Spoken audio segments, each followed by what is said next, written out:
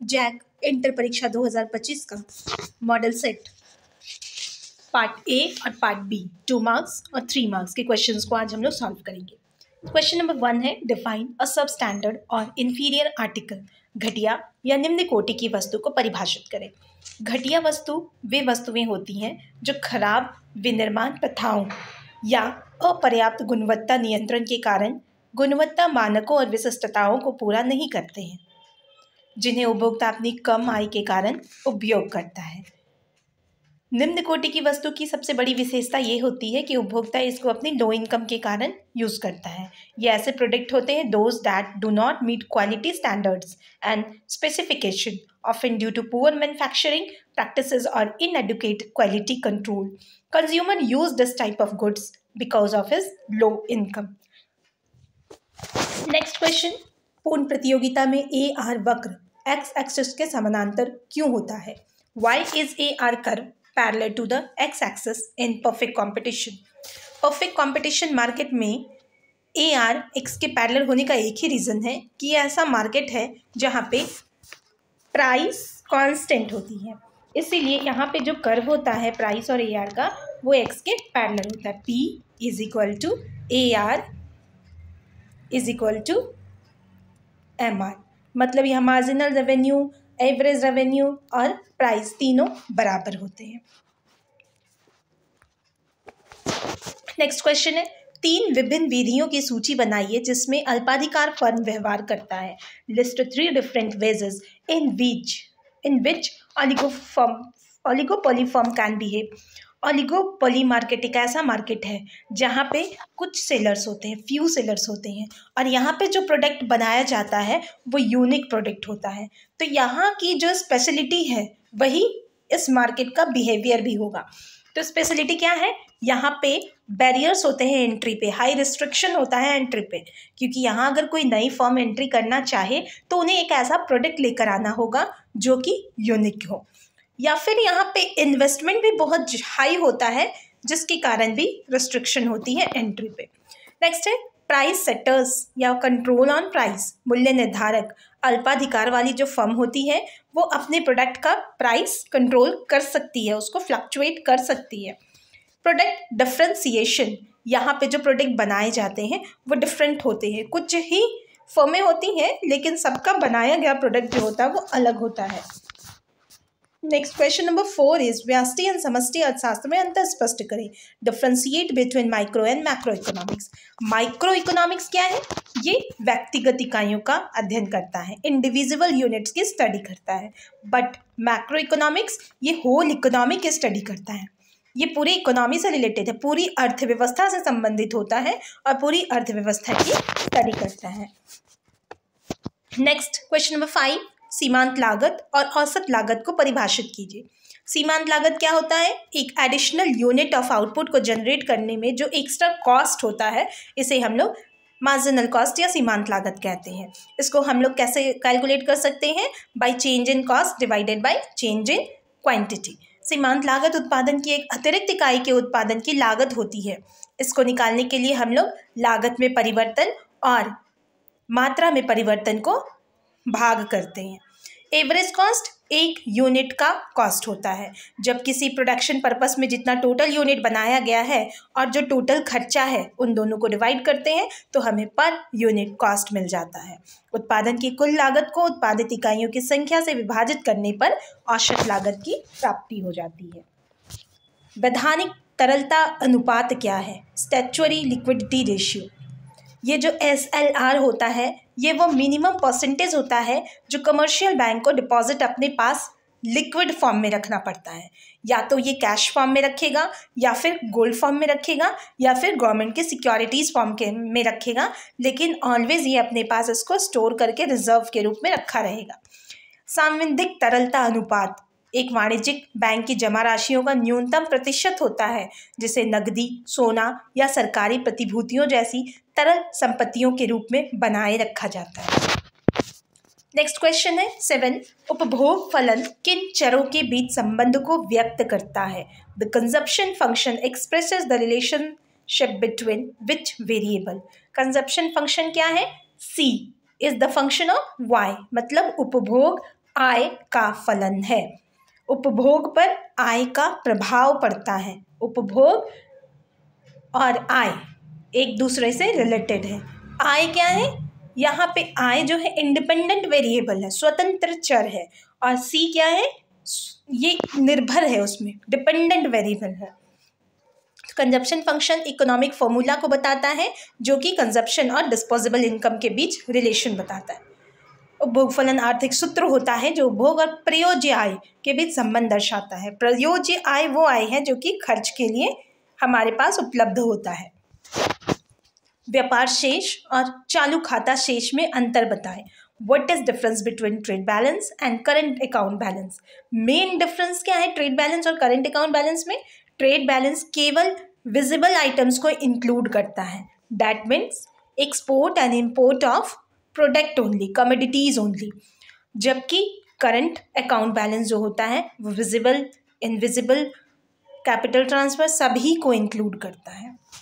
व्यापार संतुलन केवल दृश्य मदों के संतुलन को शामिल किया जाता है, जबकि चालू खाता संतुलन में दृश्य अदृश्य दोनों शामिल होती है। नंबर 9, संतुलन को परिभाषित करें। किस स्थिति में बाजार को संतुलन की अवस्था में कहा जाता है? यहाँ से आपके क्वेश्चंस शुरू हो गए हैं 3 मार्क्स के। इसके पहले जो हम लोगों ने क्वेश्चंस पर देखा था, मतलब क्वेश्चन नंबर 8 तक, ये 2 मार्क्स के क्वेश्चन थे। अब यहाँ से हम लोग 3 मार्क्स के क्वेश्चन देख रहे हैं। Define equilibrium in which case the market is said to be in equilibrium. Equilibrium मतलब क्या? इक्विलिब्रियम वो पॉइंट है जहाँ से डिमांड और सप्लाई दोनों इक्वल हो जाती है, एक दूसरे को इंटरसेक्ट करती है। वहाँ पे किसी मार्केट का इक्विलिब्रियम हो जाता है। मार्केट कब इक्विलिब्रियम में होगा? जब demand is equal to supply हो जाएगा। और इसको हम लोग ग्राफ के रूप में भी दिखा सकते हैं। ये डी है डिमांड कर्व, ऐसे सप्लाई कर्व, और यहाँ पे हम लोग देख पा रहे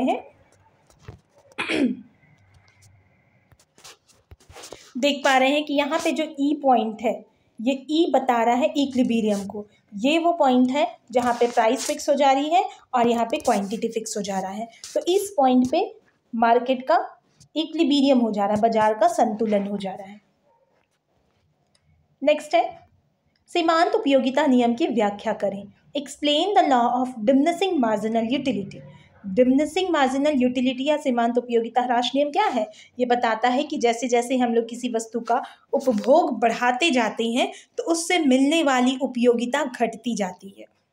सीमांत उपयोगिता उपभोग के स्तर में एक इकाई परिवर्तन के कारण कुल उपयोगिता में होने वाला परिवर्तन होता है।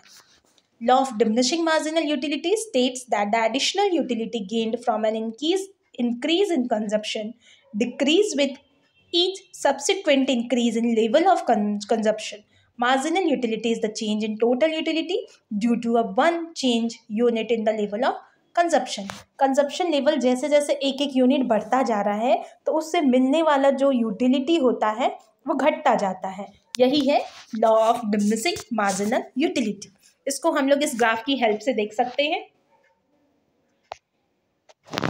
ये ग्राफ हमें बता रहा है कि ये मार्जिनल यूटिलिटी का जो कर्व है वो डाउनफॉल होता है।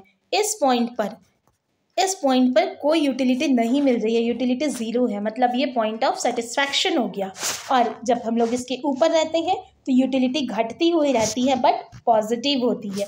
लेकिन जब हम लोग इसके नीचे आ जाते हैं तो भी यूटिलिटी घटती हुई बट नेगेटिव हो जाती है। मतलब इस पॉइंट के बाद हमें डिसयूटिलिटी मिल रही है, यूटिलिटी नहीं मिल रही है, वो हमें उसका नुकसान हो जा रहा है। लेकिन इसके ऊपर थे तो हमारी यूटिलिटी कुछ ना कुछ मिल रही थी। ये लॉ यही बताता है कि जैसे जैसे 2, 4, 6, 8, 10, 12 कंजप्शन की यूनिट है, वो जैसे जैसे हम लोग इसको 1, 2, 3, 4, 5, 6, 7 एक एक यूनिट बढ़ा रहे हैं तो एक यूनिट, पहला यूनिट जो हमें देगा वो सबसे हाई सेटिस्फेक्शन देगा, 10 के बराबर सेटिस्फेक्शन देगा। ये देख सकते हैं फर्स्ट यूनिट से सेटिस्फेक्शन 10 मिला। सेकेंड यूनिट का जब कंजप्शन किया गया तो सेटिस्फेक्शन घट गया और 8 हो गया। तीसरा, इसकी यूटिलिटी और कम हो गया, 6 हो गई।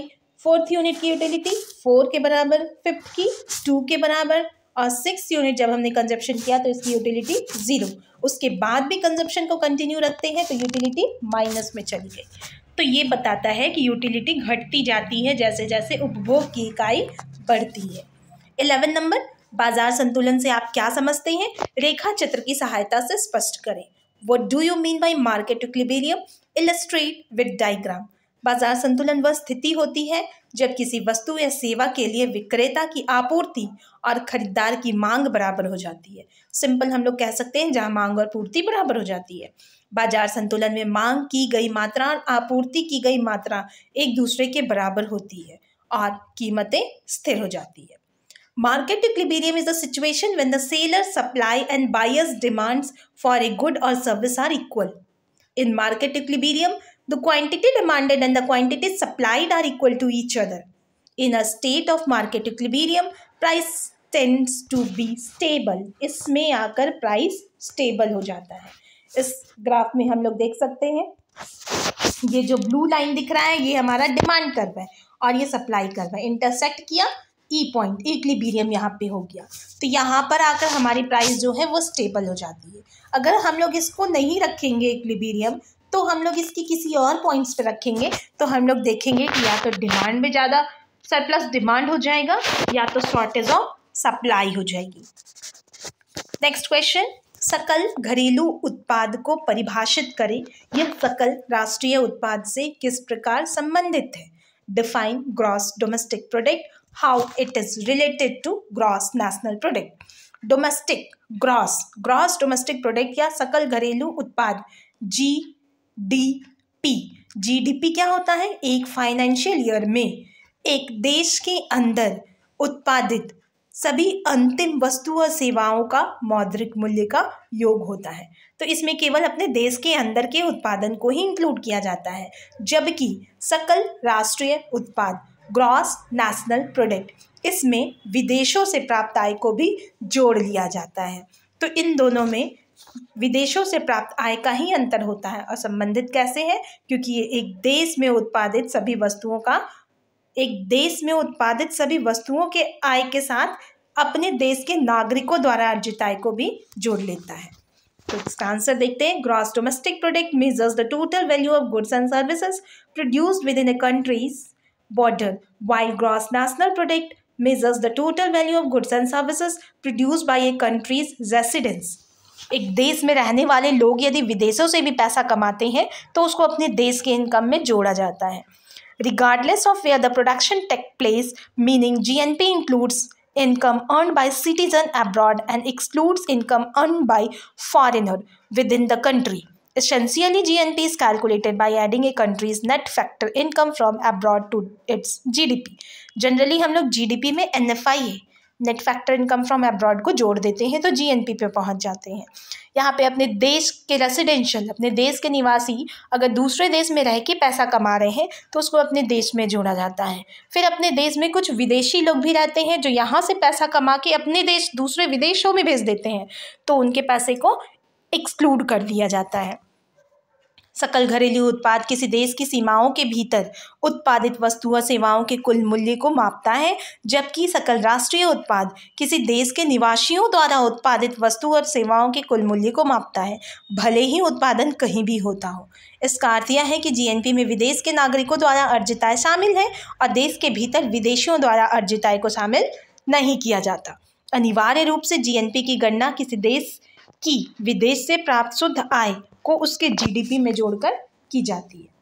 नेक्स्ट क्वेश्चन, संतुलन कीमत क्या है? रेखा चित्र बनाइए। What is equilibrium price? Draw its diagram. Equilibrium price is that price which quantity of the product demanded by consumer is equal to the quantity supplied by producer. Equilibrium price वहाँ होता है जहाँ पे सप्लायर क्वांटिटी प्रोडक्ट को उसके demand के बराबर ले आता है, ठीक है। जितना कंज्यूमर ने डिमांड किया वो उसके बराबर आ जाता है जितना प्रोड्यूसर ने सप्लाई किया। It's the point where the demand and supply curves intersect in the market. Market में जहाँ demand curve supply curve intersect होता है वहाँ पे इक्विलिब्रियम प्राइस फिक्स हो जाता है। It is also known as market clearing price. संतुलन मूल्य वह मूल्य है जिस पर उपभोक्ता द्वारा मांगी गई वस्तु की मात्रा उत्पादकों द्वारा आपूर्ति की गई मात्रा के बराबर हो जाती है। यह वह बिंदु है जहां बाजार में मांग और आपूर्ति वक्र एक दूसरे को काटते हैं और इसे बाजार समाशोधन मूल्य के रूप में भी जाना जाता है। यहाँ पे हम लोग देख सकते हैं ये मार्केट डिमांड कर्व है ये मार्केट डिमांड कर रहे एंड ये मार्केट सप्लाई कर रहे, ये दोनों इंटरसेक्ट यहाँ पे हुआ तो ये मार्केट का इक्विलिब्रियम पॉइंट हो गया और इस पॉइंट पे प्राइस फिक्स हो जाती है और यहाँ पे क्वांटिटी फिक्स हो जाता है।